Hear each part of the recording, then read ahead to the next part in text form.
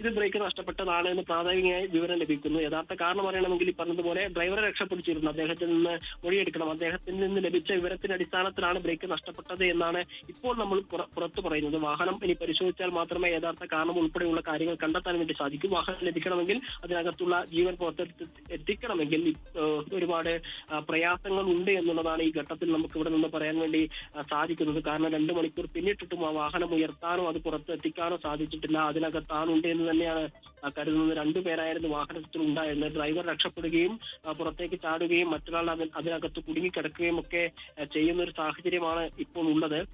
തിരൂരിൽ നിന്നുള്ള ഫയർഫോഴ്സ് യൂണിറ്റിന്റെ സ്കൂബ ഡൈവേഴ്സിന്റെയും സംഘങ്ങളാണ് ഇവിടെ ഈ രക്ഷാദൌത്യത്തിൽ പങ്കാളികളായിക്കൊണ്ടിരിക്കുന്നത്. നാട്ടുകാരുടെ ഒക്കെ സഹായ സഹകരണങ്ങൾ ഉണ്ട്. പക്ഷേ ഇപ്പോൾ കുളത്തിന്റെ ഒരു സ്വഭാവം അനുസരിച്ചുകൊണ്ട് തന്നെ കൂടുതൽ ആളുള്ളത് കൊണ്ട് തന്നെ അങ്ങോട്ടേക്ക് ഇറങ്ങി എത്തിപ്പറ്റാൻ സാധിക്കുന്ന ഒരു സാഹചര്യമല്ല. സ്കൂബ ഡൈവേഴ്സ് എന്തായാലും ആ വെള്ളത്തിലേക്ക് ഇപ്പോൾ ഇറങ്ങിയിട്ടുണ്ട്. കാരണം അടുത്തേക്ക് അവർ നീങ്ങുകയാണ് എന്നാണ് മനസ്സിലാക്കുന്നത്. അവർ ഇറങ്ങിക്കഴിഞ്ഞാൽ ഉച്ചയ്ക്ക് 1 മണിയോടുകൂടിയാണ് ഇങ്ങനെ ഒരു അപകടം ഉണ്ടാകുന്നത്. 2.5 മണിക്കൂർ പിന്നിട്ടിട്ടും അവിടെ ഇപ്പോഴും രക്ഷാപ്രവർത്തനം പുരോഗമിക്കുകയാണ്. ഒരു പോസിറ്റീവായിട്ടുള്ള വാർത്തകളൊന്നും അവിടെ നിന്ന് പുറത്തു വരുന്നില്ല എന്നുള്ളതാണ് ആശങ്കപ്പെടുത്തുന്ന ഒരു കാര്യം. കാരണം നിറയെ മാലിന്യങ്ങൾ നിറഞ്ഞിട്ടുള്ളൊരു ക്വാറിയാണത്. ഉപയോഗശൂന്യമായൊരു ക്വാറിയാണ്. അതുകൊണ്ട് തന്നെ പ്രദേശത്തുള്ള ആളുകൾ അവിടെ മാലിന്യം നിക്ഷേപിക്കുന്നത് പതിവാണ് എന്ന് മനസ്സിലാക്കുന്നു. ഈ മാലിന്യം അത് പൂർണ്ണമായും മാറ്റാതെ കുറച്ചെങ്കിലും അകത്തോട്ട് പോയി ആ ലോറിയിൽ നിന്ന് കുടുങ്ങിക്കിടക്കുന്നു എന്ന് പറയുന്ന വ്യക്തിയെ പുറത്തെടുക്കുക അത് എത്രത്തോളം സാധ്യമാകുമെന്ന് തന്നെയാണ് അറിയുന്നത്. ഏതായാലും ഈ ലോറി പുറത്തെടുക്കേണ്ടതുണ്ട്. ക്രെയിൻ ഉപയോഗിച്ച് ഈ ലോറി പുറത്തെടുത്ത് അതിലുള്ള വ്യക്തിയെ രക്ഷപ്പെടുത്താനുള്ള നീക്കത്തിലാണ് നിലവിൽ ഇപ്പോൾ സ്കൂബ ടീമും അതുപോലെ തന്നെ ഫയർഫോഴ്സ് ഉൾപ്പെടെയുള്ള രക്ഷാസേന മൊത്തം അവിടെ ശ്രമിക്കുന്നത്. നാട്ടുകാരും ഒക്കെ തന്നെ രക്ഷാപ്രവർത്തനത്തിന് സന്നദ്ധരായി അവിടെയുണ്ട്. പക്ഷേ 2.5 മണിക്കൂർ പിന്നിടുമ്പോഴും കൃത്യമായി അങ്ങോട്ട് എത്തിച്ചേരാൻ ആളുകൾക്ക് കഴിഞ്ഞിട്ടില്ല എന്നുള്ളത് തന്നെയാണ്. ക്രെയിൻ എത്തേണ്ടിയിരിക്കുന്നു. ക്രെയിൻ ഇപ്പോഴും അവിടെ എത്തിയിട്ടില്ല എന്നുള്ളത് മറ്റൊരു പ്രധാനപ്പെട്ട കാര്യമാണ്. ശരി, ഗൂഗിളിലേക്ക് മടങ്ങിയെത്താം. അജി കുഞ്ഞുമോൻ കൂടി വിവരങ്ങൾ നൽകാനായി ചേരുന്നുണ്ട്. അജി, എന്തൊക്കെ വിവരങ്ങൾ അജിക്ക് കൂടുതലായി ലഭ്യമാകുന്നുണ്ട്? അമൃത, ഈ ലോറിക്കുള്ളിൽ കുടുങ്ങിക്കിടക്കുന്ന മുസ്തഫ എന്ന ആളാണ് എന്നാണ് ഇപ്പോൾ പ്രാഥമികമായി നമുക്ക് ലഭിക്കുന്ന വിവരം.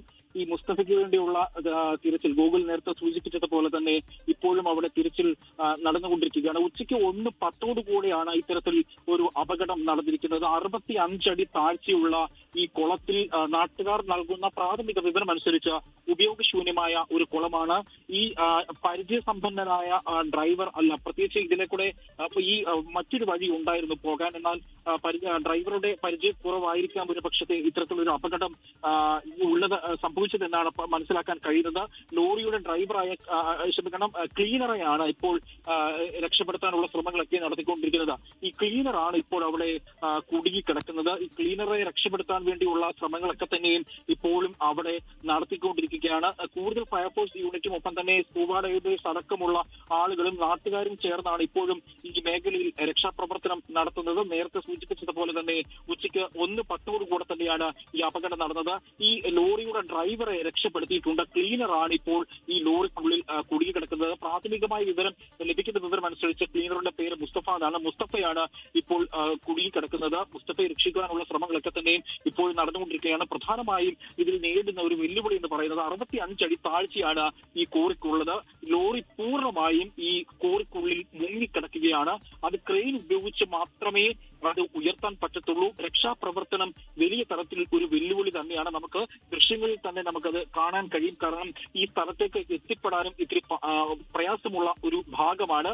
അവിടെ നിന്നും ലോറി ഉയർത്തുക എന്നുള്ളത് സമഗ്രമായ ഒരു പക്ഷേ അജി, ഈ ലോറി പൂർണ്ണമായും ക്രെയിൻ ഉപയോഗിച്ച് ഉയർത്തണമെന്ന് പറയുമ്പോൾ ഈ അപകടത്തിന് തൊട്ടു പിന്നാലെ തന്നെ ക്രെയിനിന് വേണ്ടി ബന്ധപ്പെട്ടതാണ് എന്നും പറയുന്നുണ്ട്. ഇത്രയും നേരമായിട്ടും ക്രെയിൻ അവിടെ എത്തിയിട്ടില്ല. അപ്പോൾ എപ്പോൾ എത്തുമെന്നുള്ളൊരു ചോദ്യമാണുള്ളത്. അമൃത, ട്രെയിൻ ഉടനെ തന്നെ എത്തും എന്നുള്ള ഒരു വിവരം മാത്രമാണ് നമുക്കും ലഭ്യമാകുന്നത്. പ്രാഥമികമായി നാട്ടുകാർ പറയുന്ന വിവരം അനുസരിച്ച് ഈ ലോറിയുടെ ബ്രേക്ക് നഷ്ടപ്പെട്ടതാണ് ഇത്തരത്തിലൊരു അപകടത്തിന് കാരണം.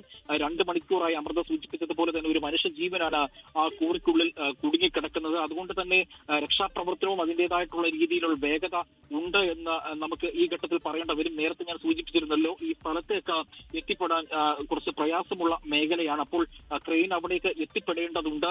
തിരൂർ ചെമ്പിക്കൽ എന്ന് പറയുന്ന ഈ ഭാഗത്താണ് ഇത്തരത്തിൽ അപകടം സംഭവിച്ചിരിക്കുന്നത്. ഏതായാലും രക്ഷാപ്രവർത്തനം ഇപ്പോഴും അവിടെ നടന്നുകൊണ്ടിരിക്കുന്നുണ്ട്. ഈ കോറിയിൽ വലിയ തലത്തിൽ മാലിന്യങ്ങളൊക്കെ നിറഞ്ഞു കിടക്കുന്ന ഒരു കോറിയാണ്.